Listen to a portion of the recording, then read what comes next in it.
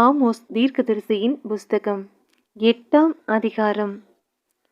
பின்பு கர்த்தராகிய ஆண்டவர் எனக்கு காண்பித்ததாவது, இதோ பழுத்த பழங்களுள்ள ஒரு கூடை இருந்தது. அவர், ஆமோஸே, நீ என்னத்தை காண்கிறாய் என்று கேட்டார். பழுத்த பழங்களுள்ள ஒரு கூடையை காண்கிறேன் என்றேன். அப்பொழுது கர்த்தர் என்னை நோக்கி, என் ஜனமாகிய இஸ்ரவேலுக்கு முடிவு காலம் வந்தது. இனி அவர்களை மன்னிக்க மாட்டேன்.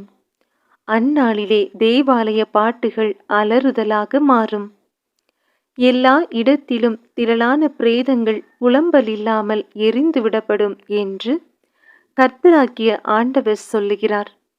தேசத்தில் சிறுமைப்பட்டவர்களை ஒழிய பண்ண, எளியவர்களை விழுங்கி, நாங்கள் மரக்காலை குறைத்து, சேக்கல் நிறையை அதிகமாக்கி, கள்ளத்தராசினால் வஞ்சித்து, தரித்திரரை பணத்துக்கும் எளியவர்களை ஒரு ஜோடு பாதரட்சைக்கும் கொள்ளும்படிக்கும், தானியத்தின் பதரை விற்கும்படிக்கும், நாங்கள் தவசம் விற்கத்தக்கதாக மாத பிறப்பும், நாங்கள் தானியத்தின் பண்டசாலைகளை திறக்கத்தக்கதாக ஓய்வு நாளும் எப்போது முடியும் என்று சொல்லுகிறவர்களே, இதை கேளுங்கள். அவர்கள் செய்கைகளையெல்லாம் நான் ஒருபோதும் மறப்பதில்லை என்று கர்த்தர் யாக்கோபுடைய மகிமையின் பேரில் ஆணையிட்டார்.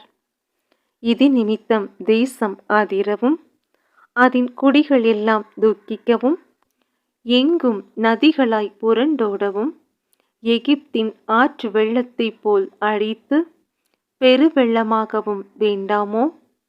அந்நாளிலே நான் மத்தியானத்திலே சூரியனை அஸ்தமிக்க பண்ணி, பட்ட பகலிலே தேசத்தை அந்தகாரப்படுத்தி, உங்கள் பண்டிகைகளை துக்கிப்பாகவும், உங்கள் பாட்டுகளை எல்லாம் புலம்பலாகவும் மாறப்பண்ணி, சகல அறைகளிலும் இரட்டையும், சகல தலைகளிலும் மொட்டையையும் வருவித்து, அவர்களுடைய துக்கிப்பை ஒரே பிள்ளைக்காக துக்கிக்கிற துக்கிப்புக்கு சமானமாக்கி, அவர்களுடைய முடிவை கசப்பான நாளாக்குவேன் என்று கர்த்தராகிய ஆண்டவர் சொல்லுகிறார்.